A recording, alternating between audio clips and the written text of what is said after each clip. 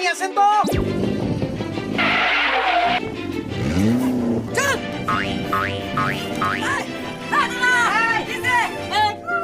ঘুম ভাঙে না, খাবো।